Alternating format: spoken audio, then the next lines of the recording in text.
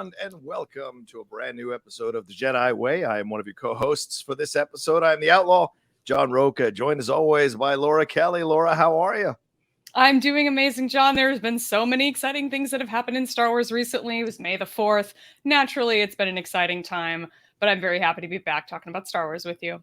Yeah, absolutely. We've taken a couple of weeks off. Some stuff's been going on, or 3 weeks off. I think some stuff's been going on with CinemaCon and other things like that. And so we had to kind of take a little bit of a break, but we're back with this episode, special Mother's Day episode. So shout out to everybody who's watching us on the day we drop this, which is Mother's Day. Hope you're having a great time sharing a little Star Wars love with your mother, grandmother, or maybe with your young child. So to keep the fandom going, to keep Star Wars love going. For sure. And we're going to jump into talking about the Kenobi trailers. Laura mentioned a lot going on in Star Wars right now. We're on the precipice of Star Wars Celebration as well. So we're going to talk about that Kenobi trailer and then get into some of the panels we're looking forward to seeing. And not just the big ones, also the kind of smaller ones for some of you that may be going, or the stuff may be streaming, or some of you may be excited to hear about there, because I think both Laura and I are going. So there will be coverage for it on either one of our channels or either one of our shows. We'll be covering it in some way, shape, or form. Maybe Laura and I can meet up at some point during Celebration and record a quick version of the show as well. Talk about what we enjoyed and what we saw.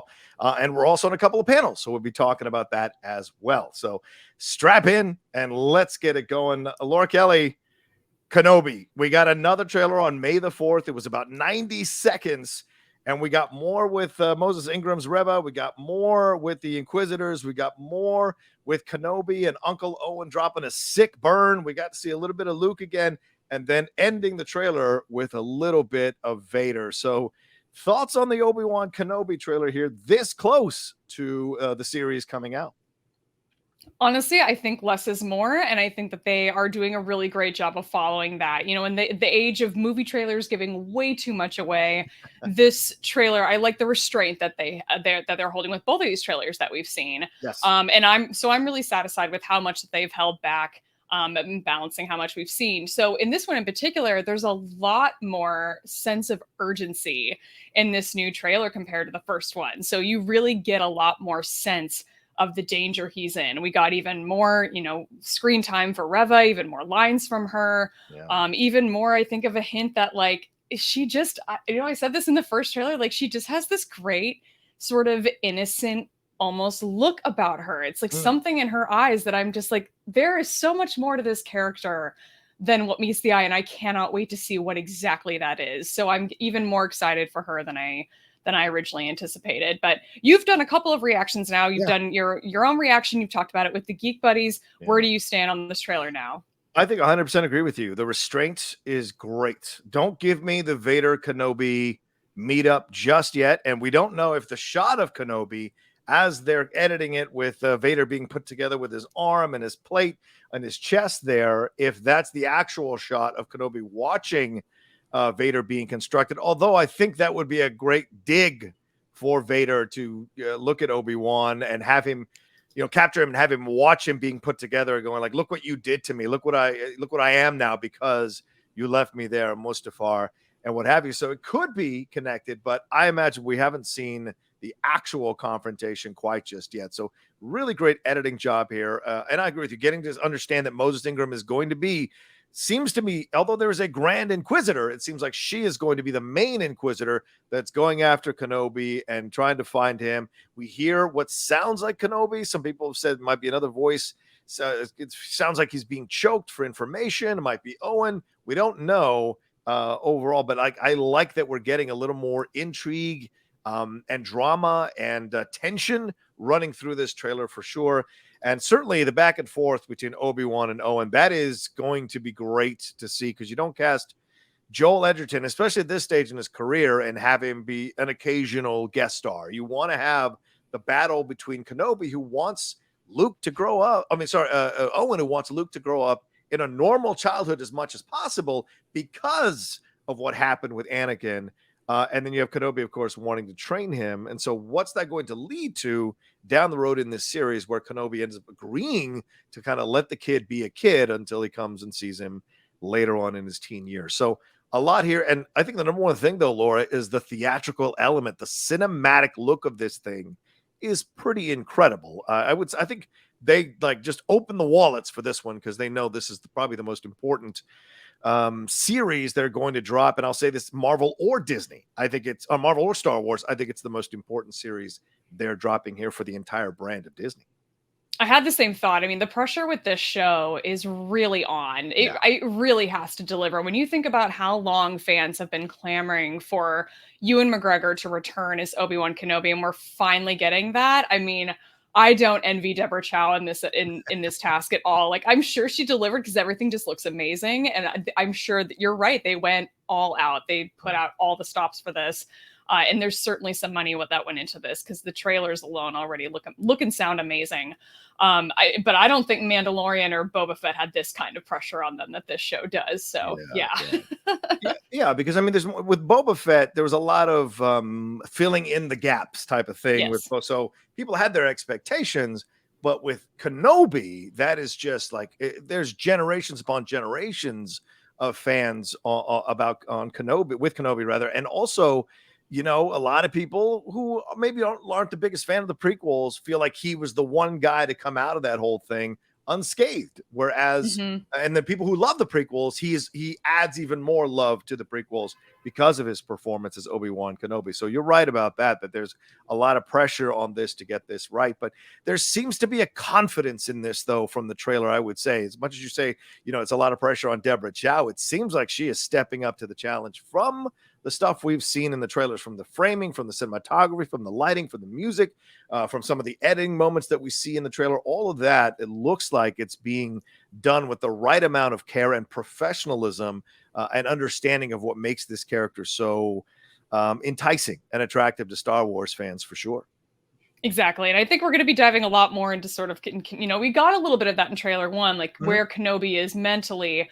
Now we're seeing, I think, a lot more actively like where he is. We're getting a lot more action from him. We're seeing hand-to-hand combat and him using a blaster on multiple occasions in this trailer. No sight of his lightsaber, but I think it's inevitable that we will see that at some point. I mean, I love that they didn't show it in the trailer, but I think that duel with Vader's certainly going to include it. I think there's going to be a big reveal of bringing that back out at some point in this show, and it's going to be a big deal. But what we've seen from Deborah Chow so far in Star Wars has been nothing short of phenomenal. Yeah. I have full faith that this is going to be fantastic. But there really were some great moments in this trailer. There were a lot of things that we didn't see. I mean, we haven't seen Beru Lars yet. I would really like to see some of what Beru Lars is doing at this point in the story, because they've, you know, she was really kind of a nothing character in A New Hope. She was kind of a nothing character in the prequels. Yeah. And now some of this extra material that we've gotten since then has really kind of built up her character to be a lot more badass than what we saw in some of the original content. So I'm excited to see how they play out her. We got a lot of glimpses of Purge troopers and some of the other Inquisitors in this new trailer. Kumail Nanjiani, like the fact that we got to see him in this, we've learned he's not playing a droid. In fact, so many of these comedic actors, I feel like that they bring into Star Wars, they often just put them in as droids, but the fact that we're actually getting to see another actor of color representing on screen potentially a Jedi question mark. Like we're not totally we're not totally sure. Like, this is great. So I think this is going to be a lot of fun. But yeah, this is going to be really intense. I think when this show finally premieres, I'll be really curious to see if they're actually showing any content at Star Wars Celebration on Thursday before the show actually comes out Thursday night at midnight.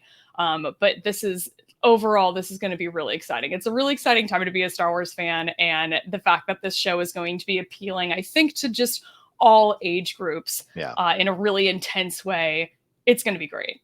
Yeah, I mean, and we've got a glimpse of what the story is going to be, which is Obi-Wan on the run, Obi-Wan wanted, and trying to elude capture. And we saw Sung Kang in there as well, as one of the Inquisitors. I think we saw Sung Kang as one of the Inquisitors in there as well. So there's a lot going on here that Obi-Wan is having to navigate. So you can't really blame Owen for being skeptical about wanting to turn Luke over to a guy who's constantly attracting drama. Laura, we all have that person in our lives that's constantly attracting drama. So, the last thing you want to do is hand him the care of a child and possibly mess up the raising of that child. So did you like that, seeing like the Owen back and forth? I saw someone on Twitter say he burnt him more than Kenobi burnt Anakin on Mustafar. And so I thought that was an awesome thing to point out. But what do you like? Do you like that they're setting up this kind of conflict over the raising of Luke between these two?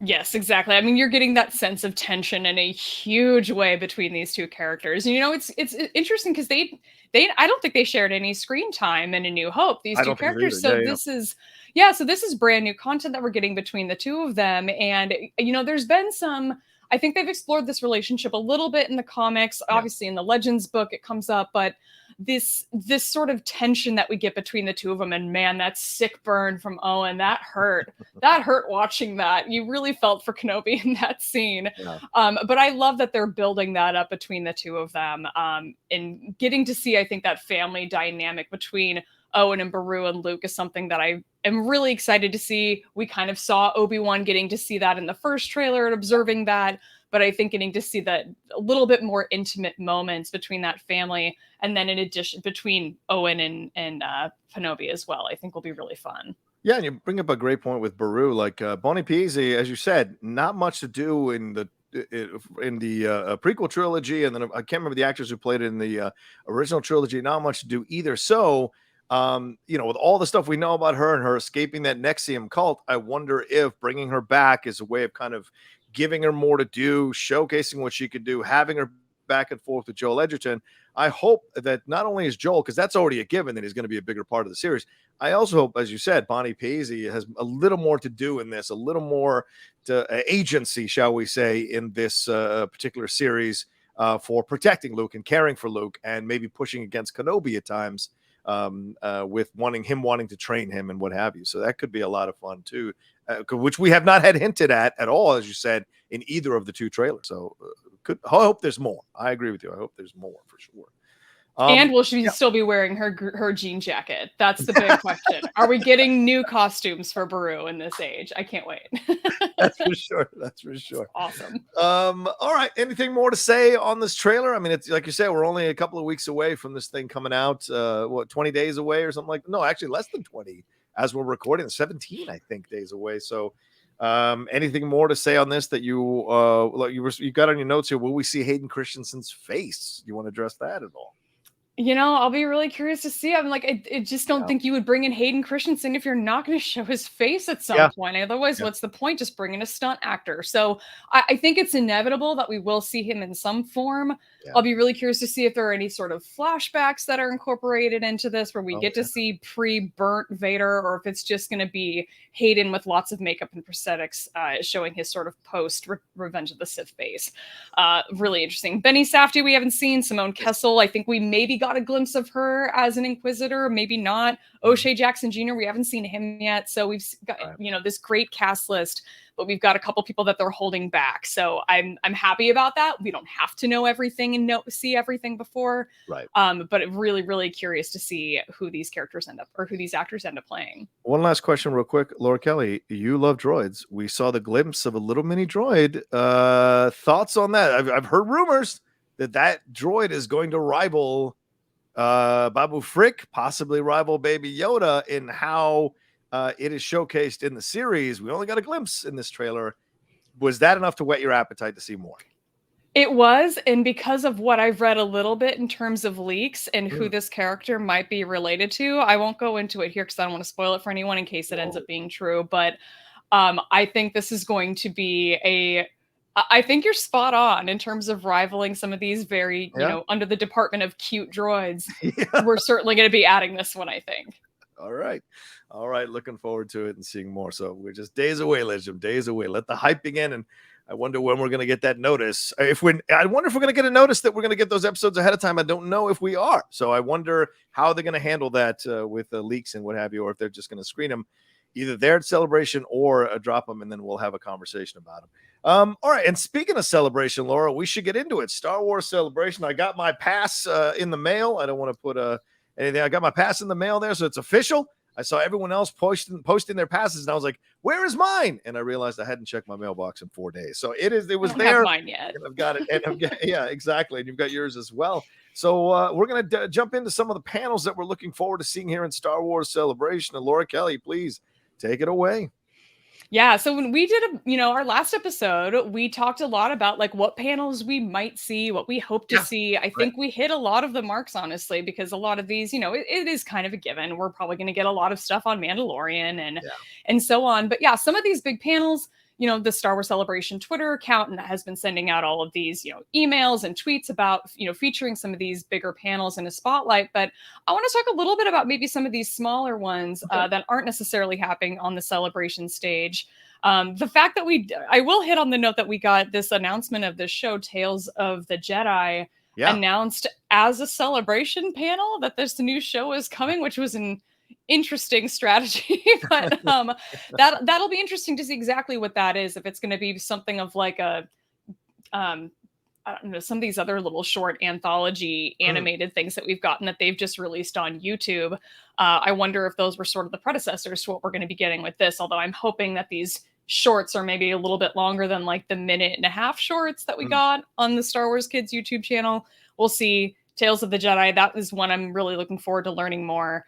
But in terms of some of these smaller panels, right off the bat on Thursday, I've got a conflict because I Ooh. really wanted to hit this David W. Collins music panel. He does one every year. This year, he's doing one on Attack of the Clones. Unfortunately, it's happening at the same time as the Lucasfilm Publishing panel, Stories from Galaxy of Far, Far Away. I think that's going to take precedent for me, unfortunately, so I'm going to miss it. But oh, am I disappointed I'm not going to get to another David W. Collins music panel. It's just too bad. Yeah, and this is it seems to be the celebration that is focusing on Attack of the Clones. So no surprise that he is doing a panel focusing on the music and what have you. And I don't know how many of these are going to be streaming to watch later on. What is the experience with that, Laura? I don't remember if they do post some of these later on the Star Wars official YouTube channel or up there on their accounts. So you may get a chance to watch it, just won't be at the same time, right? Exactly. I would hope that they're going to be streaming some of them or we'll post some of them online later. I'm in the same boat. I don't remember what's been done in the past, but I Yeah. imagine we've only sort of advanced in the technologies that are available to us in terms of live streaming over the last 2 years, especially. So hopefully some of these we will get to actually see maybe later on if we can't catch them live. Yeah. With these bigger panels, a lot of time they are streaming a lot from the celebration stage to the Galaxy stage and to the Twin Sun stage for overflow. But at the same time, there will be some things that are shown on the celebration stage that won't be shown in those overflow rooms, which is always disappointing. Yeah. But if there are any screenings or anything, those will stream to the overflow stages as well. So those bigger panels, there will be a lot of space to be able to watch a lot of this. But so never fear with those. Unfortunately, with these smaller ones, it's a big question mark still. For sure. Are you going to be there for the High Republic one later on at 3:00 on Thursday as well? Will you be attending that one with Christina Ariel hosting it, and a host of other people and writers like Claudia Gray and Charles Soule being a part of this as well? Exactly. The 5 original Luminous authors are going to be on stage being interviewed by host Christina Ariel. This is the one panel that if I couldn't go to a single panel or if I couldn't attend Celebration every single day that I was going to be there, I am. But if I couldn't, this would be the one that I would be going out of my way to make sure that I hit. This is the one I'm most excited for. They're going to, I think, revisit a lot of the great stuff that happened in phase 1 of the High Republic. Phase 2 is going to start later this year in October. I think we're going to start getting some of that first content, but there's going to be a lot of preview content, I think, happening at this panel in particular. So this is my number one. I will most certainly be there. I will probably try and get there much earlier than anyone needs to. I'll be not first in line, but I'll be there obscenely early. But that's one of my highlights for me. Is there anything else on Thursday happening for you that you're like out of your way? I got to hit this. Yeah, there's 2 of them. First of all, obviously, the main big panels, and we'll touch on them probably by the end because you guys have heard everybody talk about these big panels, so we kind of want to focus on these kind of smaller ones here as well. But the Pride Squadron presents "We Are All the Republic: Exploring Queerness in Star Wars' Newest Era." That's from 1 to 2 p.m. on the Saber Guild performance stage. I'm down to go and take a look at this one as well. It's a High Republic multimedia project and focusing on how they've introduced a number of queer characters here in Star Wars. The thing I've said for years is you got to open the floodgates here and create more characters that represent more of the underserved communities in fandom. And so a panel for like an hour that just talks about these characters and maybe a lot of characters that I don't know about it'll be a great way for me to get a little bit of knowledge about those characters and seek out their stories and seek out their representation in numerous projects. So I'm very excited to see what we're going to get in that panel. And if it doesn't coincide with anything else, I will absolutely be sitting in and watching that one as well.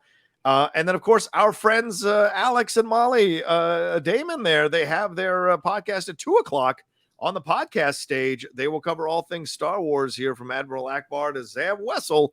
And they'll have games and all this kind of stuff for them, and probably special guests as well, and talk about the books. And the last time they were there was a pretty big panel and got a huge amount of response. So that's one that I'm definitely kind of jotting down as a possibility. I may not stay the whole time because I might have to run to the next panel, but certainly this is one that I definitely want to make some time to be in the audience for. 100%. And that's, that's obviously going to be a big pull, I think, of Alex and Molly Damon on stage. That's going to be a smaller room. So if you want to hit the Star Wars Explained panel, everyone out there, make sure you get there early. And I guarantee you got a seat. Or hit whoever's on the podcast stage right before that. Make sure you check them out too, because then you can just stay put once that panel ends. Ahsoka Tano has another panel, the purest example of what a Jedi should be, ? On Thursday. That's another one that I'm looking forward to on the fan stage on Thursday afternoon. That's going to be hosted by some of the podcast hosts from Idiots Ray and Tarkin's Top Shelf. Topic we've definitely covered here on our show of Ahsoka Tano, just entire episode devoted to her at least once. So I'm excited to see what new information I can pull out of that panel on her. That's at 1:30. Yeah. All right, let's move on to Friday. What have you got for Friday? Or is there anything more on Thursday you want to hit, or have you got everything? No, I think I hit everything. The weirdest thing about Friday so far is that there is not a big panel that's already been announced for Friday morning at 11 a.m. Every other day, we've got an 11 a.m. large panel on the celebration stage with overflow and live streaming happening. Friday, we don't have anything. So I'll be really interested to see if there's maybe something announced later, or why we're holding back some of this information. Maybe something hasn't been totally confirmed yet or ironed out yet. So maybe more stuff to come. But we will get the Attack of the Clones 20th anniversary celebration on Friday. That is happening on the celebration stage later in the day at 2:00. And I'm really looking forward to that. I think there's going to be I'm hoping there'll be some fun special guests that show up for that one, but it's going to be great. Well, the one I have for looking at the Star Wars Celebration.com Friday on celebration stage will be Light and Magic. So that's pretty much it. Be among the first in the world to get a sneak peek at the recently announced Disney Plus documentary series Light and Magic with Lawrence Kasdan, right? And Ron Howard. Yeah. So that's going to be the one at 11 a.m. on Friday on the celebration stage. And a bunch of VFX people are going to be there. And including director Joe Johnston, I think, is going to be there as well. So a fascinating way to start Friday, Laura, with this one. Exactly. I think that's going to be the longer one. Is that the one that's 2 hours long? No. Yeah. This was only an hour. 11 a.m. to 12 p.m. is the one I have here looking at the celebration.com website here. 11 a.m. to 12 p.m. Yeah. So gotcha. Okay. So Friday I guess we do have a bigger panel that day. I'll be interested to see that, but I think that documentary is going to premiere on Disney Plus at some point. Right.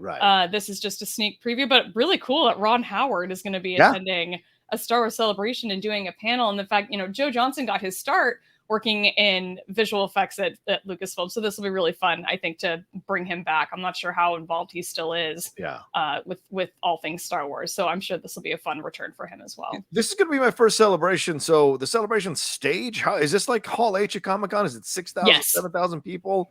So are people getting in line overnight? How are they working the things? Do you know what time? No. Okay. So we're not lining up overnight anymore, unfortunately. Unfortunately for some people, but they are they use a panel reservation system now. I think for some of the smaller stages, they're using their Lightspeed system, which is different than the panel reservations. I think with panel reservations, the key is to try and get in with like a group of people to see if you can, you're kind of going into like a lottery system. Right. And at least from what I observed in Chicago, if you were with a group of people entering the lottery, it seemed like you were more likely to be able to get in than if it was just like one or two of you. I don't know if that's true. That's just what I observed. So we'll see. But yeah, you have to stay tuned to the Star Wars Celebration site and keep an eye out for the emails and on the Twitter account, because they'll release when those lotteries open up for people to get in their groups and to enter, and when you'll get to find out exactly when you'll be able to get in. And the Celebration app will be a big key player in that as well. Yeah, I'll have to figure that out, because I mean, with a media badge, I don't know. They say it doesn't guarantee you access to anything. And they said that about CinemaCon, but with CinemaCon, they reserved sections of the auditorium for press. So, and it was not that full. So I'm wondering if they'll do the same thing for Celebration. And if not, then, got to be getting in line with everybody else. I'll have to figure out how to get there early enough to get in line with everybody else so I can get access to all this kind of stuff. So we'll see. I hope they have a media section, but if they don't, all right, let's jump into this thing and have some fun. Remember the old days of getting in line or having conversation with people as you're waiting to get into the auditorium, for sure. All right, what else on Friday is standing out for you there, Laura? One of the things I'm most excited for is the Behind the Audiobook panel that's happening. Now, this is later on Friday, strangely enough. This is like 6:30. So this is a much later panel, I think, than I'm used to attending. But Behind the Audiobook, making an audio original Star Wars adventure. I love these audio originals that Star Wars has put out. Tempest Runner and Dooku Jedi Lost are two of my favorite things that Star Wars has done in the last couple of years. And we'll get to see a sort of behind the scenes scoops from conception to recording of these Star Wars audio originals. And hopefully maybe getting into some of the audio books too. I would love to see like Mark Thompson up there talking about how all of these things come together. He narrates so many of the Star Wars audiobooks, and he does an amazing job in every single one. But this just sounds super interesting to me, so I'm excited for this one in particular. What else is on your list for Friday? Well, the Rey panel, I know that's maybe one of the more bigger panels, but I certainly want to see that. Listen, I know everybody loves Adam Driver and everybody loves Kylo Ren, but somehow Daisy Ridley and Rey has kind of been lost in the mix here. And it's a little frustrating for me because I love Daisy Ridley, what she was able to do with Rey. And I thought she delivered just as strong of a performance to those three movies as Kylo Ren did. Now, I'm not a Reylo person, and and no judgment on anybody who is, and no judgment on who isn't. I'm just not a Reylo person, but I like Rey and I like Kylo separately. So I want to see Rey get her just due and see a panel. I want to sit in on this panel and hear from these people talking about Rey and her influence and her effect, because I think she's one of the most enduring characters. And already there's been this like slow murmur. We know how this works, Laura. There was that slow murmur for Hayden Christensen. I'm starting to hear that slow murmur that kind of starting to come up a little bit louder for having Daisy Ridley come back and and give her character justice, do justice by giving her something better to play, a bigger story to be a part of that really showcases her power in the Star Wars universe. Because I don't think I'm going out on a limb by saying some people felt very unsatisfied with how things went down with Rey. So I'd like to see more of that. So I want to see if any of this might be alluded to or hinted at or maybe kind of teased as a possibility. And certainly Daisy's hasn't been running off and being successful doing these other franchises or doing these other films. So the door opens up more and more with the possibility of her coming back down the road. We shall see. Certainly Oscar Isaac already being under the Disney banner with Moon Knight kind of keeps that door slightly ajar as well. So having Daisy Ridley come back, I want to see what they talk about here on this panel overall. Exactly. And I don't know if we've heard any announcement of her attending Celebration and being around for autographs and photo ops or things yet. So maybe not. She could be one that they're holding back and announcing later, but interesting that it doesn't sound like she, at this point in time, that she's going to actually be there. But this Rey panel is actually one that I'm on. So you really? Now I'm nervous that you're gonna like be in the audience sitting there totally like, judging. But no, I'll be more soaking in your information. No, I'm judging. No way. I'm excited. No, so that's going to be Andres Cabrera is going to be leading that, and then Molly Damon will be on that. Lacey Gilleran. There's a couple of other ladies that are going to be on that panel with us, so it's going to be fun. And yeah, I imagine lots of topics to be explored. I imagine Reylo will come up at some point. It's probably inevitable, but this is going to be a lot of fun to sit and explore this character that had like a huge impression on me since Force Awakens. Was one of my first sort of big Star Wars experiences, was getting to see that in theaters. So I'm excited for this one. I'll make sure to ask a question then. I'll make sure to walk. I appreciate it. Yeah, I'm excited for this. And obviously I'm biased. I want everybody to attend. So yes, the fan stage 1:30 on Friday, I will be there on the Ray panel. Another one that stands out to me is the Ringerverse, and I'm a big fan of the Ringer. And its original incarnation was called Grantland, run by Bill Simmons. Bill Simmons is one of those guys that influenced me years ago to get into podcasting, to get into hosting stuff. So I've been a big fan of the Ringer and all the stuff they cover. They do kind of what I do. They cover pro wrestling, they cover sports, they cover entertainment, and they cover Star Wars. Kind of like my channel's modeled a little bit after that. And so I want to see what they've got to say here, because you got a lot of people involved in this one, with Van Lathan involved, Charles Holmes, Mallory Rubin, who I love, and Joanna Robinson all being a part of this to talk about all the things going on in Star Wars and in the fandom. So I want to hear their takes on all the stuff that they see going on here in Star Wars. So that's certainly one that I will try to find some time to at least show up to, depending on the scheduling and everything like that. So that's certainly one of them. But I mean, Laura, Attack of the Clones is on Friday, 20th anniversary. I mean, I know it's a big one. I know we're trying to hit the smaller ones too, but this one we can't just walk past. This is massive. I'm so amazed at how many people who are now defending this movie and trying to tell you how great this movie actually is, or that there's more going on in this movie than people had anticipated. So this is a reappreciation, it seems like. And I remember a long time ago where I was a guest on Joseph Scrimshaw's show, Jedi Alliance, with I can't remember who the other person was. I don't think Ken was hosting at that time, with him. And I sat there and watched Attack of the Clones with him from beginning to end. And I gained a whole new appreciation for the film through Joseph's eyes. So having it be reappreciated here is kind of a fun thing on its 20th anniversary. Exactly. And this was really fun to see the Phantom Menace one get all the love that it got back in at Celebration 2019. Ahmed Best was there up on stage, and I think he got like a standing ovation. It was really sweet. I imagine we'll get to see more of that on the 20th anniversary for Attack of the Clones.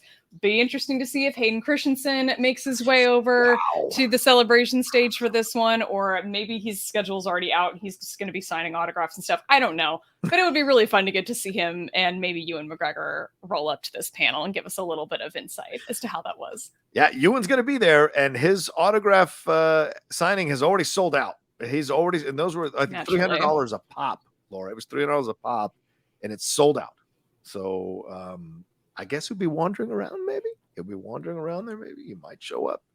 Why not? Question mark? It would be great. One other thing I wanted to shout out on Friday, because I think it's happening on Friday and Saturday. There are a lot of collecting panels that are happening. So I'm not a big collector, but for all the people who are, and there are a lot of them attending Star Wars Celebration, Women in Star Wars Collecting at the Hasbro panel, and a sneak peek of Star Wars merch coming to the Disney parks and Shop Disney. Those are all panels that are happening on Friday. There's even more of them happening on Saturday. So those would be 2 big days for collectors at Celebration. For sure. And there's a 35-year Star Tour anniversary one as well that they'll be having at 5:00 on the Galaxy stage with the Disney the official Disney fan club celebrating the Star Wars attraction. So if you're a theme park person, this is, and you love Galaxy Star Tours, or Star Tours rather, this is one you want to kind of circle to attend as well. It looks like it's going to be a lot of fun. All right, Saturday. What do you got for Saturday here, Laura? What do you got your eye on to try to make? So a couple of my friends are doing stuff on the podcast and fan stages on Saturday. Exploring the Universe, the books and comics of Star Wars will be run by the folks who run utini.com and the Living Force podcast. They'll be on the fan stage early on Saturday morning talking about the past, present, and future of Star Wars books, legends, and canon. It'll be a good one for people who are interested in getting into Star Wars reading. It'll also be great for people who are veterans of Star Wars reading. So that's a really fun one to attend, I think. The guys at Utini are amazing. I played trivia with Eric, who runs that website earlier this week on May the 4th, and he's just a blast. My friends at Pink Milk, they're going to be on the podcast stage at 12:30 on Saturday, and they run an LGBTQ plus and allies podcast that's really fun. They're also hosting an after party during Celebration, so I'm excited to see them as well. Right, that's a good one too. Let's see, I've got what I got on Saturday. There's 2 of them for me. This Is the Way, the Mandalorian and the Mandalorian and Joseph Campbell panel. That's at 1:30 to 2:30 p.m. on the fan stage. And this exploration of Joseph Campbell and his point of view and how it connects up to the Mandalorian. I'm very curious to see. I know Campbell is kind of now, there's been reassessments on him and his approach to his a book that he's written there that was kind of the foundation or the influence, one of the influences for Star Wars.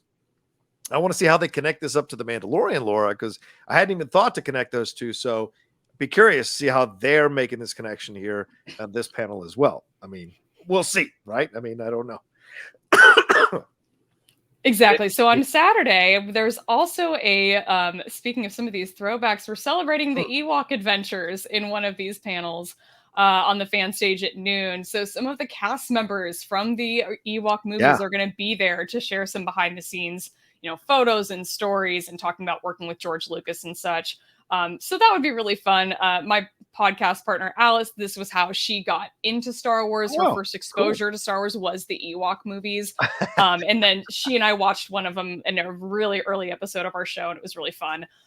So I think that'll be a really fun one to go and celebrate just all the silliness of the Ewok movies. For sure. In the Ewok show, too. I did mention, I think, in our last episode of the show that Doug Chang always does a sort of design panel related to one Star Wars concept, and this one is going to be about the Mandalorian. So he's the executive creative director and a vice president at Lucasfilm, and he's going to be talking about the characters, spaceships, worlds, and designing the show The Mandalorian. That's going to be a good one to check out if you have the time. That's 5:00 on Saturday, another late one. Yeah, and Saturday sees the Tales of the Jedi one that you were talking about. Let's talk about that a little.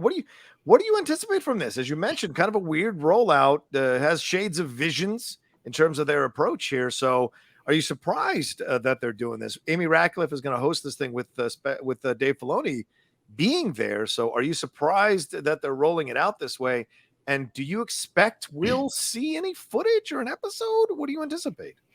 I definitely think we'll see some concept art. Because I mean, we don't even know if this is going to be 2D animation, 3D animation. We don't know what it's going to look like. We don't know how long the episodes are. It sounds like they're going to be hitting all time periods. So we could potentially be seeing some stories sort of zeroed in on some of the Jedi from the sequel trilogy, from the original trilogy, maybe going back to the High Republic. We'll get to see some of them in animated form and get to know a little bit more about their stories. That's one I'm really hoping that they do. But I'm hoping that they sort of hit some of these Jedi from all time periods. I mean, it would be really cool to see some of them that we've only ever seen in comics or in books, like characters like Rael Alvaros from some of the early prequel trilogy content. It would be great to see something with him. So I think that this would be really fun to kind of get to explore outside of the Luke Skywalkers and the Reys of the Star Wars universe, and maybe hit some of the smaller Jedi and find out what they were up to in all of these different time periods, including, we know Dave Filoni likes to hit Order 66. I imagine we'll see at least another Order 66 story in this anthology, but who knows? What are you expecting to see, or what are you hoping to see with Tales? I just want to see what their approach is and what they're hoping to accomplish with this. What's the point of this? What are they trying to lay the groundwork for, right? We've seen with the High Republic, this pushing of a different narrative about the Jedi, the Jedi at their greatest, at their peak, that kind of thing, the purity of, we've explored the greatness of the Jedi. We've explored the issues that they've had with the Jedi Council, certainly with the prequel, certainly with Ahsoka and Clone Wars. We've seen the flaws in the Jedi. So let's swing back over and remember why the Jedi were heroes, why we fell in love with the Jedi. It doesn't mean because they've made mistakes that it necessarily tarnishes them. No one is pure. Everyone makes mistakes, even with the best of intentions. So I want to see what this Tales of the Jedi is supposed to be all about. Are we trying to reignite the love, and are we trying to kind of get back to a place where we appreciate the Jedi a little bit more? And I wonder if that is going in tandem with what's been going on with the High Republic story. So I'll be very fascinated to see. So I just want to see what the point of this is, and what, as you said, if it's 2D, 3D, what the footage is going to be, and what are the stories they're trying to tell, or they're going to tell here in this one. Because I was a big fan of Visions from the first time I heard about it to the end result. So I want to get on board and be a big fan of this. I just want to see what they've got. Exactly. What just occurred to me while we were talking about this? Like, what if this ends up being like a sort of what if scenario with Star Wars? And even at the very least, if it's not that, what if they use that sort of same style of animation? Because the what if animation was really cool and really different, and I would love to see more of that, and I'd love to see them bring it into Star Wars. But I think that could be really fun. Just an idea. Just saying. Not putting my expectations that that's what it's going to be. I'm just saying, what if it was? I love that idea. There's also one at 6:00. Del Rey behind the scenes. Lauren, you and I, thanks to you, I've been receiving some of the books from Del Rey, getting a chance to read them. I'm halfway through Brotherhood now, and that's one of the ones that's listed here. They're going to talk about these books with in-depth conversation about Brotherhood, Shadow of the Sith, and Princess and the Scoundrel. So they'll be talking about all of that with Del Rey's senior editor, Tom Holler. So I'm very curious. If I have time and I'm not too exhausted from the day, it's not a bad way to end the day. Just kind of sit there and listen to someone talk about the books that have come out or are coming out here from Del Rey, who have put out some really good books here in the Star Wars universe. They have, and Del Rey has done panels at Chicago's Comic-Con here, C2E2, so I've seen Tom Holler up on stage interviewing some of the other authors. Nice. These are always really fun, informative panels. These authors get a chance to sort of talk a little bit more freely, I feel like, and there's always some really fun reveals in there. So Brotherhood by that point will have been out for a while. That comes out on Tuesday this week.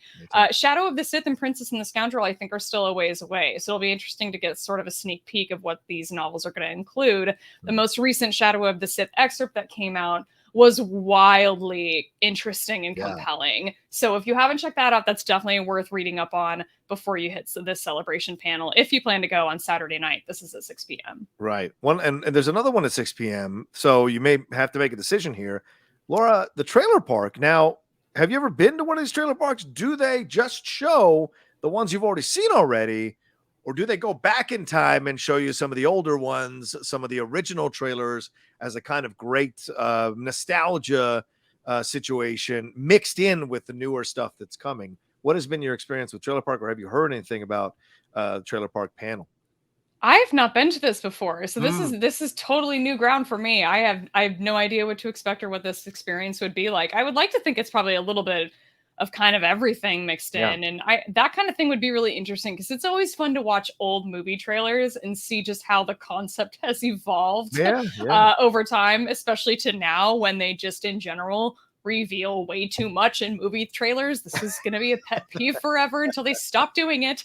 But I think that this would be a really fun one to hit if the Del Rey panel sells out, or if you have to make a decision and you choose to go that way. But for me, publishing is always going to take priority. If I can make that happen, that's where I'll be. I understand. Yeah, and they'll be talking trailers and ads, so that'll be real curious to see how that goes on. All right, let's move on to Sunday, Laura. What jumps out of you on Sunday, the last day of celebration this year, the 29th of May? Now, Sunday is always it's always a shorter day for celebration. It's always a little bit more of a quiet day, too. You definitely get bigger crowds on Friday and Saturday. Saturday tends to be the big cosplay day. So Sunday, for sure, is going to be the sort of most quiet day. It's a good day to go, I think you mentioned this in our last episode, to go wander the exhibit floor and Artist Alley and hit some of those last-minute, sales, people who are trying to offload things before they have to pack up and head out of town. But I think in terms of panels on Sunday, the look back at Star Wars Visions, I'm sure you're on board with this as well. Is what I'm very much looking forward to. That's on the Twin Sun stage at 12:30. So you get to sleep in, and then you get to hit this one. I'm pumped to go look back, and hopefully maybe a little bit of looking forward at what's to come in season 2 and a reveal of the official date of when that's going to drop. Yeah, for God's sakes, yes. And that's one I've definitely circled myself. There's going to be a Siege of Mandalore screening at 1:00, which I will have to miss because I want to be in that Star Wars Visions situation there. And then on Sunday, if I can, as Laura mentioned, her panel, my panel is on Sunday at 10:30 a.m. And that is a Galaxy for Everyone, Latinx representation in Star Wars. This is also being led by Ace Cabrera.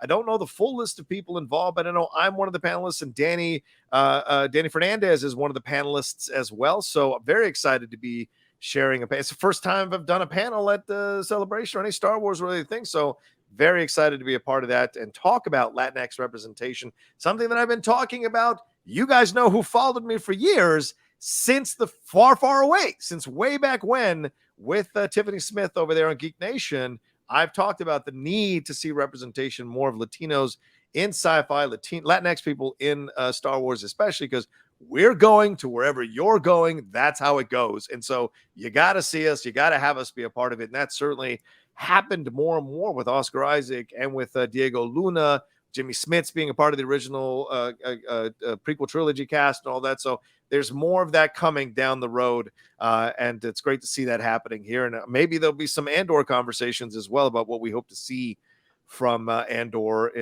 coming very soon. So that's a panel there if you guys want to stop by. 10:30 a.m. to 11:30 a.m.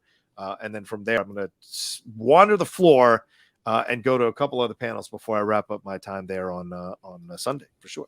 That's my favorite part of a con is Sunday. I'm not gonna lie to you. All the other stuff is crazy. All the other stuff is madness, and it's like it's the slog. What Sunday is if any of you ever worked out, Sunday is the cool down. Sunday is where like, oh wow, I really did it. I got through it, and now I can kind of savor the endorphins that are coming from that workout. That's what Sunday is savoring the endorphins of surviving a con or a celebration, so you can enjoy it and kind of just kind of savor it a little bit more. That's all I'm trying to say. Oh, I appreciate that. I like that. And I kind of come at it from a different point of view, unfortunately, because Sunday for me is always the saddest day because then I have to go home and go back to my normal dumb life. And I can't just be around all of my friends. Like I get to the whole weekend. So I'll be bumming on Sunday, unfortunately, but I'm still looking forward to it because besides the Star Wars Vision panel and getting to hit some of the sales on the floor at the last minute, there's a behind the scenes panel called The Creatures of Return of the Jedi. I think I mentioned this on our last episode of that there's usually a sort of cantina deep dive panel, and maybe there still is and I just missed it, but I don't think that's happening this year. I think they've switched it to this because now they're going to be exploring Jabba's palace and all of the unusual fun creatures that are featured there. So that's when I'm really excited to hit that day right before I wrap up my celebration. That one hits on at 2:00, and then the closing ceremony will be happening later that afternoon. They not always, but usually reveal the next location and dates of the next celebration, pending that there's not another pandemic that gets thrown into the mix and cancels it twice before it finally gets rescheduled again. Fingers crossed. Let's not have that, ladies and gentlemen. Let's not have that. But the day is going to start off with a Bad Batch thing, Laura. I'm not going to be able to be there because I'm on the panel at 10:30 a.m. So are you going to try to go to this? Do you think we'll get any kind of do you get an episode as a surprise, or just maybe just a little bit of footage here for season 2 of Bad Batch at 11 a.m. on the celebration stage? I would love to hit this. I wonder if this will be included in one of the ones where you have to have a you have to win the lottery to be able to get to attend. Right. But either way, if I'm able to, I would really like to see this because I'm really excited about the idea of Michelle Ang attending her first Star Wars celebration and getting to talk about the character Omega, who was completely unknown to us until May the 4th of last year. Right. So this will be really exciting, I think. I would love to get to attend this if it's an option. But yeah, this will be Bad Batch 2, and then I think the Siege of Mandalore screening is maybe happening on Sunday too. Yeah. So yeah, absolutely. There'll be a couple things happening over the course of the day on that big celebration stage. But Bad Batch is definitely one I'm excited for. If I can't hit it, at the very least, we can assume that they'll announce the premiere date for season 2. I'm thinking that they may end up screening episode 1 of season 2 at this panel if there's time, or maybe the only part of it. I tried to keep an eye out for like which of the celebration panels in the morning, the bigger ones, are longer because those are the ones you may end up getting screenings at. But this one I think is still just an hour. So TBD. So I'd be curious, very curious. Didn't they do that last time? Didn't they screen like the first 2 episodes or first 3 episodes of Bad Batch? Maybe I'm wrong. Or they screened the what had been the run that they had that they never put up, the original Bad Batch kind of episodes. They put that was like, was that right? I remember that happening at a convention at some point. I think that may have been 2015 that they did that. At 2019, I think they screened the first episode of Star Wars Resistance because that new season hadn't come out, or maybe it was the second season premiere. They screened something with that Resistance show that hadn't come out yet, so that was exciting. Yeah. Before we wrap up, autographs. Do you have any, and photo ops? Do you have anybody that you're looking at? I mean, Anthony Daniels, Carl Weathers, Billy Lord is going to be there. As I mentioned, Ewan McGregor has sold out, but D. Bradley Baker is going to be there. Giancarlo Esposito, Ian McDermott, Katie Sackhoff, a number of people involved here to show up. Michelle Ang is going to be there doing, and Tamura Morrison twice there as the young Boba Fett and him as the older Boba Fett. Sam Witwer, and there's even some authors like Doug Chiang, who has Brotherhood coming out, and Charles Soule. Oh, sorry, Doug Chiang, who's the Lucasfilm VP and Executive Creative Director. Anybody you're looking forward to maybe getting an autograph from? Claudia Gray is going to be there. Anything or no? You know, the autographs and photo op stuff is just, it's not for me. I'd rather spend my time doing other things during celebration, and you know, that kind of stuff just isn't it isn't my jam. Yeah, and that's okay. But I was sort of disappointed to see that a lot of the voiceover actors from Rebels and Clone Wars, a lot of them weren't invited or aren't coming, and they, announced that they just kind of aren't prioritizing that, and that's just really sad. So it's too bad that some of those, actors who are now playing what could be considered legacy characters, as the farther away we get from it, aren't going to be present there. That's just disappointing a little bit. But yeah, unfortunately, this isn't for me. Is there anyone you've got your eye out that you're hoping to do a silly photo with or something? I mean, Carl Weathers. I mean, what are we talking about? For Rocky and Star Wars to be able to talk to him and take a picture would be a lot of fun. And Ewan already sold out, but I don't know if I would have paid $300 for a picture with Ewan. No offense. It's a lot. Yeah, it is a lot. That's the thing. And maybe down the road, if I get onto another outlet or the outlet gets big enough, I'll be able to interview him for a project and I can take my picture there, which is free of charge. So who knows? We shall see. But yeah, no, Carl, definitely. I mean, I know Ashley through Wendy. So if I ever wanted to maybe set something up with Ashley, I'm sure we could get Wendy Lee to kind of hook that up for us. But like overall, I don't see too many other people. And maybe Giancarlo. But you don't get a lot of time with them, right? So you're just going to kind of show up, say hi, take the picture, and then you roll on. There's not a lot of conversation there to be had. But Sam Witwer would be fun as well to kind of sit down and have a fun conversation. But Tamora Morrison, that's probably number 2 right after Carl Weathers, just because I've always been a Tamora Morrison fan, and that might be kind of fun to have a picture with him. But we'll see. We'll see how it all plays out, because I usually don't. But then again, this is my first celebration, so it might be kind of fun. And I'm very fortunate that I'm in a position where I could, pay a little bit to get a picture with a couple of them, and maybe. But we'll see, because I know there are a lot of people that spend a lot of money to go to Celebration, Laura. I was doing the numbers last night of what it must be like to fly in, get the hotel, then all the stuff you want to spend the money on. It's certainly a pretty penny that people are spending on Celebration, and because they love it. And so it's getting a picture or photo op is another element of that. That is an expense as well that I'm sure people factor into their overall goals as they head to a celebration. It is a very, very expensive trip every single time. Even when you live in the city where they host it, it's still an expensive excursion. But man, oh man, for me, this is what it's about. It's really about getting that reunion with the friends that I only get to ever talk to through this medium, and I get to actually see them in person and hug them and go have beers with them. And that's such a huge part of it for me, is just getting to see all of the people and all of my friends that I only ever get to talk to online. So it's 100% worth it for me. I get that it's a really, expensive thing. You have to kind of plan ahead, sometimes years in advance, to make sure that it's something that you can afford and you set aside funds for. But yeah, it's going to be a great one, especially since it's been delayed so many times with the pandemic, and we've all gone so long without getting to see so many of our friends. I think this is going to be an especially special celebration for so many of us. Yeah. And this might surprise some people. Laura and I had never actually met in person.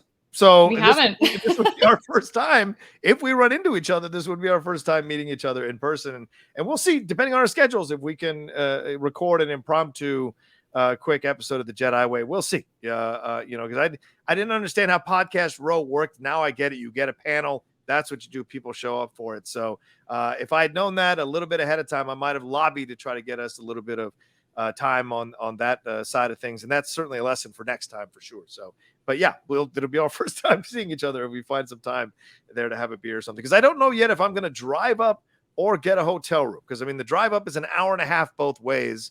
So do I want to do that every day? I don't know if I want to do that every day. But looking at the prices for hotels around Anaheim is insane.